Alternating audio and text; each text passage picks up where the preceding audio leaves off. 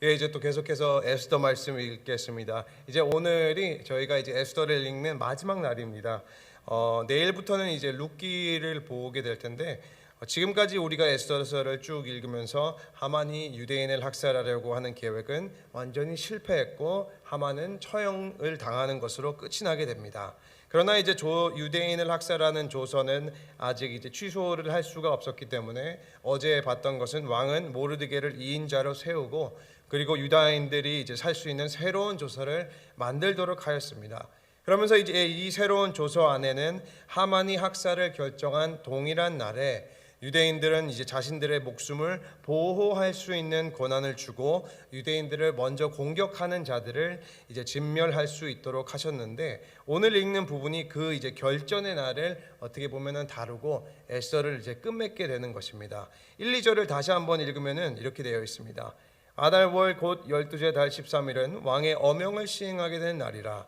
유다인의 대적들이 그들을 제거하기를 바랐더니 유다인이 도리어 자기들을 미워하는 자들을 제거하게 된 그 날에 유다인들이 아하수에로 왕의 각 지방 각 읍에 모여 자기들을 해하고자 한 자를 죽이려 하니 모든 민족이 그들을 두려워하여 능히 막을 자가 없고.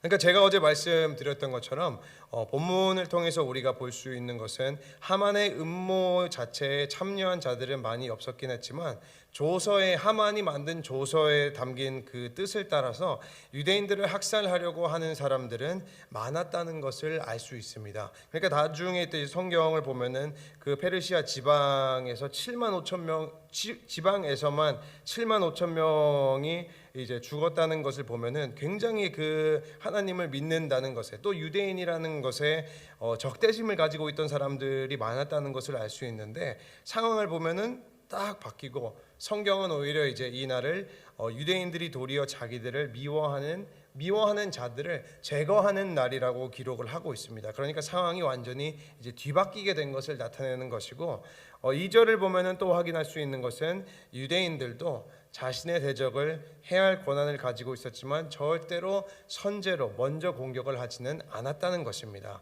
그러니까 다시 말해서 이 날은 유대인들은 무장을 하고 기다리고 있다가 자신들을 공격하려고 하는 자들이 왔을 때 그때 이제 보호를 하게 되는 것입니다. 그러니까 이제 결국에 하나님께서도 함께 하셨고, 또 그것뿐만이 아니라 모르드게가 그 와중에 페르시아의 2인자가 올라가 버리니까 페르시아에 있었던 모든 지방관들과 이제 대신들이 모르드게가 무서워서 모르드게를 두려워하여서 오히려 반대로 유대인을 돕는 현상이 나타나게 되었었습니다.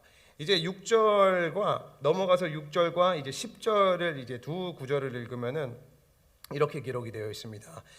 유다인이 또 도성 수산에서 500명을 죽이고 진멸하고, 그리고 넘어가서 10절을 보면은 곧 함므다다의 손자여 유다인 대적 하만의 10 아들을 죽였으나 그들의 재산에는 손을 대지 아니하였더라. 이제 그날 수산성에서는, 그러니까 첫 번째 날에는, 나중에 이제 두 번째 날에도 그것을 허락해 달라고 에스더가 말을 하긴 하지만은 첫 번째 날에는 수산성 안에서 500명의 사람들이 진멸하게 되고 그 중에는 하만의 10 아들도 포함이 되어 있었습니다. 그러니까 하만은 진짜 집안 뿌리까지 완전히 뽑히게 되는 것을 우리가 볼 수 있는데, 우리가 이제 10절에서 또 한 번 이제 짚고 넘어가야 하는 것, 이제 에스더 9장에서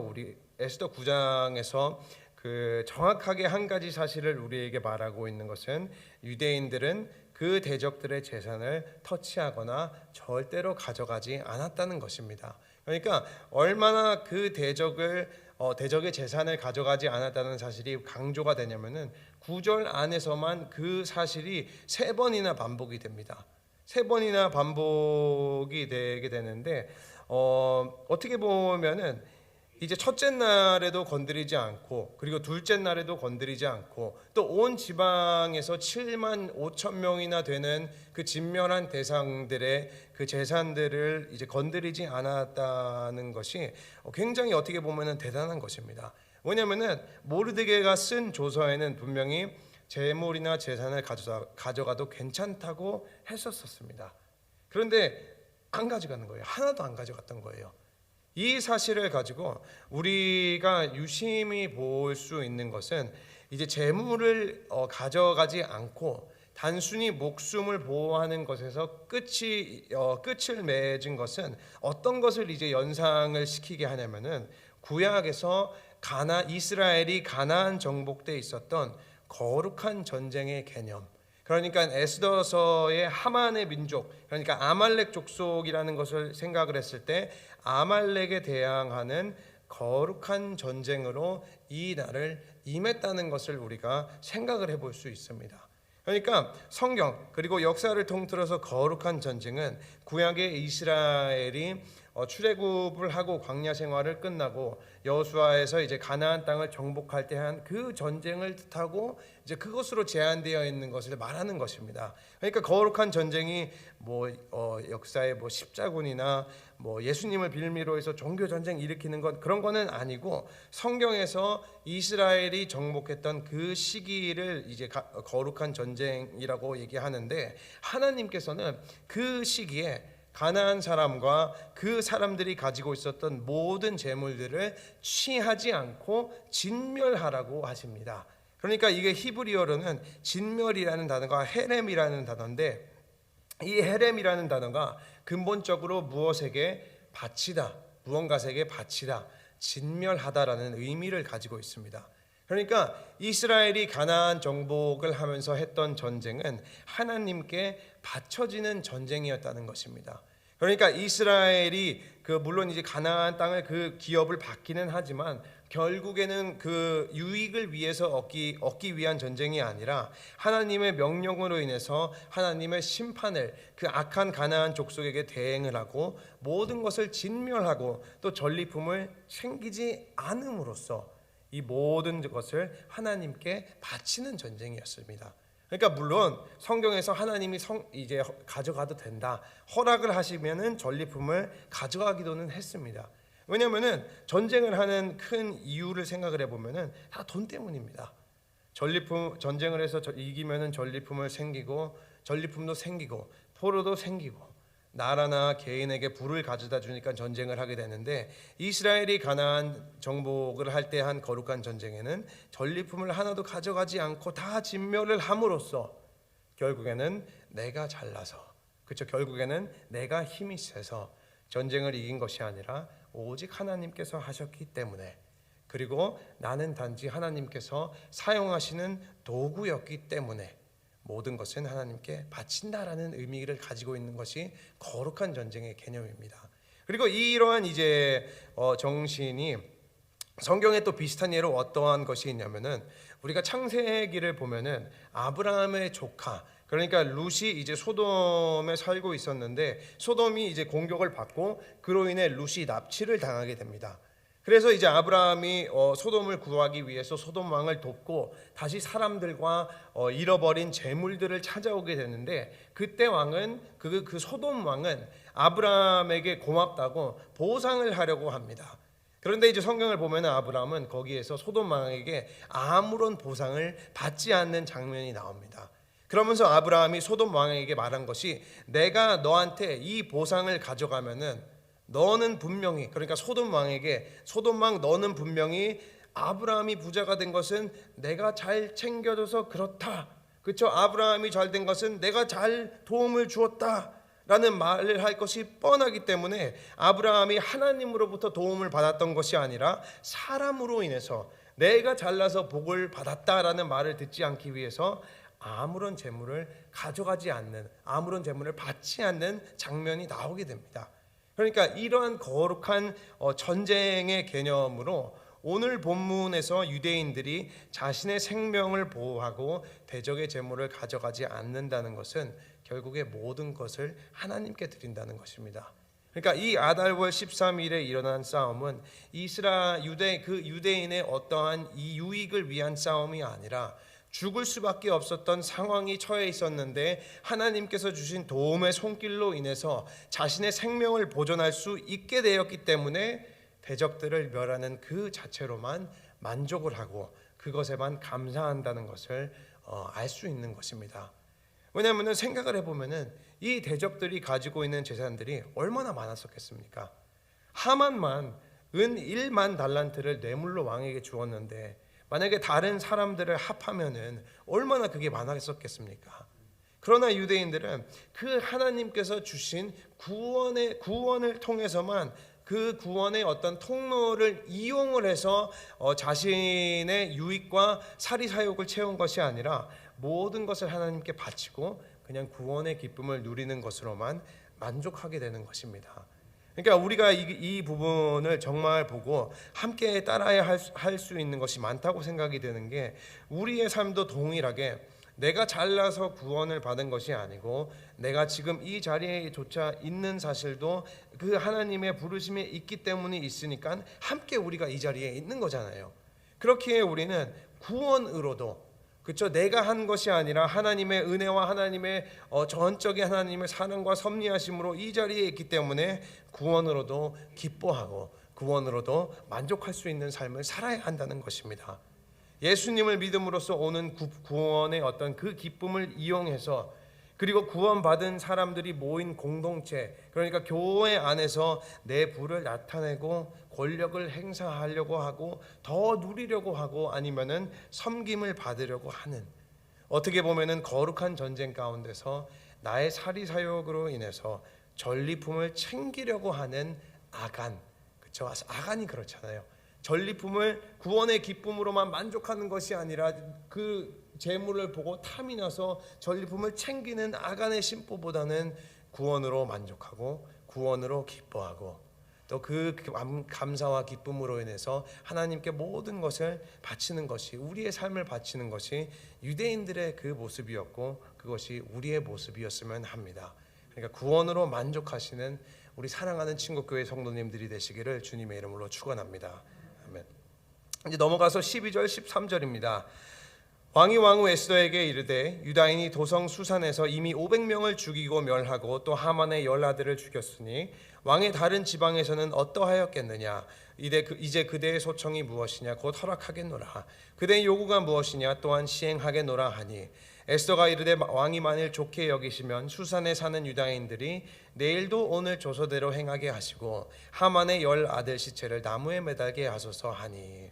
그러니까 이제 아달월 13일 그 날이 끝나고 아수에로 왕에게 있었던 일들을 보고를 하게 됩니다. 그러면서 이제 에스더는 원래는 하루 동안만 유효했던 조서를 하루를 더 연장할 수 있도록 왕에게 부탁을 하고 하만의 아들들을 나무에 매달 수 있도록 부탁을 하게 되는데, 그 하루를 연장을 할 수 있도록 그 에스더가 부탁을 한 것은 자신들에게 공격을 했던 모든 대적을 하루 동안에 이제 진압시키기는 불가능했었기 때문입니다.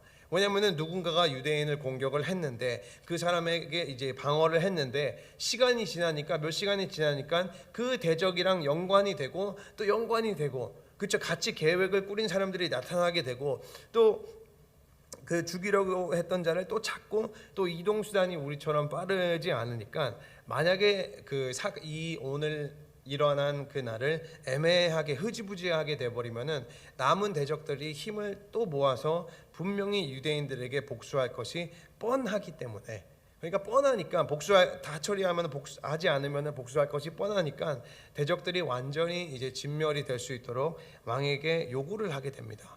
그리고 이제 나무에 매다는 것은 이때 당시 그냥 유행했던 관습 중에 하나인데 그냥 메시지를 보내는 것이죠. 하만의 가문이 완전히 진멸했다는 사실을 공적으로 보이고 또 유대인들에게 적대심을 가지고 있는 자들에게 경고를 내리게 되는 것입니다.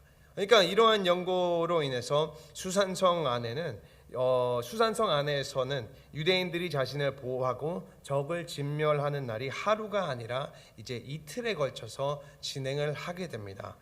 그럼 이제 17절 18절을 보면은 아달월 13일에 그 일을 행하였고 14일에 쉬며 그 날에 잔치를 베풀어 즐겼고, 그리고 18절에는 수산성을 얘기하면서 수산에 사는 유다인들은 13일과 14일에 모였고 15일에 쉬며 이 날에 잔치를 베풀어 즐긴지라. 그러니까 지방에 있던 사람들은 모든 일을 13일에 마치고 14일 하루를 쉬었고, 그리고 수산에 있는 사람들은 13일과 14일에 걸쳐서 일을 마치고 15일에 이제 쉬게 되는 기쁨의 날을 이제 누리게 됩니다. 그리고 이 이틀, 그렇죠? 13일, 14일 이 일을 공식적인 절기로 만들게 됩니다. 그리고 그게 이제 그 절기가 부림절인데 26, 28절을 보면은 이렇게 되어 있습니다. 무리가 부르의 이름을 따라 이 두 날을 부림이라 하고 유다인이 이 글의 모든 말과 이 일을 보고당한 것으로 말미암아 뜻을 정하고 자기들과 자손들과 자기들이 화합한 자들이 이 해마다 그 기록하고 정해놓은 때에 이 두 날을 이어서 지켜 패하지 아니하기로 작정하고 각 지방 각 읍 각 집에서 대대로 이 두 날을 기념하여 지키되 이 부림일을 유다인 중에서 패하지 않게 하고 그들의 후손들이 계속해서 기념하게 하였더라. 그러니까 에스더가 기록된 목적입니다. 어떻게 보면은 부림절이 제정된 이유가 나오는 것이죠. 그러니까 유대인들의 학살의 위험을 넘어가고 대적들을 이제 제거한 다음 날 잔치를 열어서 그러니까 14일 날 하고 15일 날 이렇게 이틀을 쉬고 그날 잔치를 열어서 음식과 선물을 나누고 또 가난한 자들을 섬겼던 날을 아달월 14일, 15일 이제 부림절이라고 부르게 됩니다. 그래서 지금도 오늘날 이스라엘에서 부림절이 되면은 에스더서를 읽고 하나님께서 이스라엘을 놀고 이 잔치를 벌이고 이제 지키는 할리데이가 되었는데 부림절은 그 부르라는 단어는 히브리어로 제비 뽑기 또는 주사위를 뜻합니다. 이것이 말하는 것은 하만이 먼저 그 에스더 3장에서 유대인들을 몰살하기 위해서 제비를 뽑은 것, 그러니까 부르를 사용한 것에서 유래가 되어 가지고 부림절이라고 또 영어로는 푸림이라고 부르게 되는 것입니다. 죽음을 정하는 제비를 하나님께서는 생명의 날로 바꾸어 주신 것이고 이 절기를 유대인들은 이제 항상 지키게 됩니다. 그럼으로써 이제 10장을 넘어가면은 에스더서는 이렇게 이제 마무리가 됩니다. 10장을 보면은 맨 마무리는 모르드게에 대하여 기록이 되고 에스더서는 끝이 납니다. 3절 한 절만 읽으면은 유다인 모르드게가 아수에로 왕의 다음이 되고 유다인 중에 크게 존경받고 그의 허다한 형제에게 사랑을 받고 그의 백성의 이익을 도모하며 그의 모든 종족을 안위하였더라. 그러니까 모르드게는 존귀한 자리 2인자 자리에 있게 되었을 뿐만이 아니라 유대인들로부터 사랑을 받는 존재가 된 것으로 에스더서는 마무리가 되는데 그 이유는 결국에 하만처럼 악한 하만처럼 자신의 사리사욕과 유익을 구했던 것이 아니라 유대인들의 이익을 구했고 또 모든 종족의 유익을 위해서 구했고 그들이 평안하게 잘 살 수 있도록 돌보았기 때문입니다. 그러니까 권력을 자신을 위해서 사용한 것이 아니라 다른 사람들을 섬기는 자리에 이제 사용을 함으로써 하만이 원래 가지고 있었던 위치와 동일한 위치에 오르게 됐지만 그와 했던 행동과는 또 전혀 다른 의로운 모습을 보임으로써 에스더서는 이렇게 마무리가 됩니다. 우리가 지금까지 에스더서를 이제 다 읽었습니다. 그러면 에스더서를 전체적인 관점에서 마무리를 지으면서 생각을 해볼 것이 몇 가지가 있다면은 첫 번째는 에스더라는 한 사람이 믿음으로 서는 과정 가운데 왕비로 쓰고 또 믿음으로 서는 과정 가운데는 하나님의 통로가 되는 사람이 있었다는 것입니다. 모르드게가 있었다는 것입니다. 에스더가 하나님을 잘 따르고 왕비가 되고 나중에는 죽으면 죽으리라 내가 죽으면 죽으리라 라고 그러한 이 믿음을 가지게 된 것은 하나님의 섭리 아래 모르드게라는 통로가 있었기 때문입니다. 어떻게 보면은 에스더서에서 에스더보다 더 많이 빛나는 인물이 모르드게일 수도 있습니다. 이 둘은 사촌 사이였지만 모르드게는 에스더를 딸처럼 케어했고 우리가 에스더를 보면은 에스더가 처음부터 내가 유대인을 위하여 죽으면 죽으리라라고 그런 말했던 담대함이나 그에 걸맞는 믿음이 있었던 것도 아닙니다. 우리가 봤을 때 하만이 먼저 조서를 반포했을 때 에스더는 무슨 일이 일어나는지를 하나도 몰랐었습니다. 오히려 주저주저하는 모습도 보였는데 모르드게의 진심 어린 권면과 또 어떻게 보면은 따끔한 충고로 인해서 또 모르드게의 믿음으로 인해서 그것을 보고 에스더가 성장을 하게 된 것입니다. 그러니까 이와 같이 한 사람이 믿음으로 성장하는 과정에 있어서는 분명히 다른 누군가가 그 사람을 세울 통로가 있어야 한다는 것입니다. 근데 저는 그 통로가 우리 사랑하는 친국교회 성도님들이 되셨으면 합니다. 그냥 나 혼자만 신앙생활 하는 것으로 끝나는 것이 아니라 우리 주변에 있는 사람들도 믿음 안에서 잘 성장할 수 있도록 많이 이제 도와주셨으면 합니다. 그런데 이제 그러려면은 우리가 먼저 하나님과의 관계에 있어서 흔들리지 않는 뚝심을 가질 수 있도록 노력을 하셔야 하고, 또 때로는 우리가 먼저 내가 하나님을 위해서 죽으면 죽으리라라는 결단을 하기도 해야 될 것입니다. 그러나 그 가운데서, 그러한 흔들리지 않는 뚝심 가운데서 하나님은 우리를 통해서 분명히 에스더와 같은 사람들을 많이 세우시리라 믿습니다. 이제 마지막으로 우리가 볼 수 있는 것은 하나님께서는 시간과 공간을 초월하셔서 모든 역사를 주관하고 계신다는 것입니다. 에스더서에 일어난 일들은 예루살렘이 아니었고 이방인의 땅 페르시아였습니다. 그곳은 여러 이방신들이 많았던 곳이지만 그래도 여전히 하나님은 페르시아에서도 하나님이셨습니다. 에스더의 삶 가운데 역사하시고 유대인의 삶 가운데 역사하시고 모든 사건들을 이끌고 계셨습니다. 에스더서에 하나님의 이름이 단 한 번도 나오지 않았지만 에스더서를 읽으면 읽을수록 우리가 더욱 깊이 진하게 하나님의 역사하심과 그분의 간섭하심을 뚜렷하게 볼 수 있었습니다. 이와 같이 하나님은 여전히 우리의 삶 가운데서도 우리가 어디에 있든지 상관이 없고 내가 있는 자리에 하나님께서 항상 함께하고 계시고 그곳에서 여전히 우리를 향한 하나님의 계획과 섭리를 이루어가고 계십니다. 그렇기 때문에 설교를 또 마무리 짓고 오늘도 새 하루를 사시면서 우리 귀한 친구교회 성도님들, 우리가 어디에 있든지 우리를 위해서 일하시는 하나님의 섭리만은 의지하시기를 주님의 이름으로 축원합니다. 네, 기도하겠습니다. 하나님 아버지 감사합니다. 주님, 귀한 에스더 말씀 우리가 지금까지 함께 읽고 또 마음으로 생각해 볼 수 있는 기회를 주셔서 많이 감사합니다. 주님, 우리가 또 간구하는 것은 귀한 모든 친구교회 성도님들이 하나님께 온전히 우리의 삶을 드릴 수 있도록 도와주시옵소서. 주님, 먼저 우리 자신을 하나님께 드리며 겸손한 마음으로 오직 하나님만을 의지할 때 우리를 세워주시고 우리를 통해서 에스더와 같은 많은 좋은 사람들이 나올 수 있도록 도와주시옵소서. 주님, 특별히 기도드리는 것은 교회 안에 몸과 마음이 편찮으신 환우들을 위해서 기도합니다.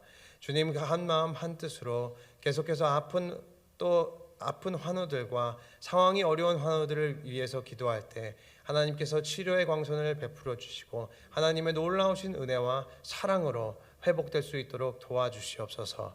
주님, 이제 남은 시간 기도할 때 우리 성도님들께서 가지고 계신 모든 기도 제목 다 하나도 땅에 떨어지지 아니하고 믿음 안에서 이루어질 수 있도록 도와주시며 오늘도 하나님의 섭리 아래에서 인도하실 또 성령님께 감사드리며 사랑하오며 예수님 이름으로 기도드렸습니다. 아멘.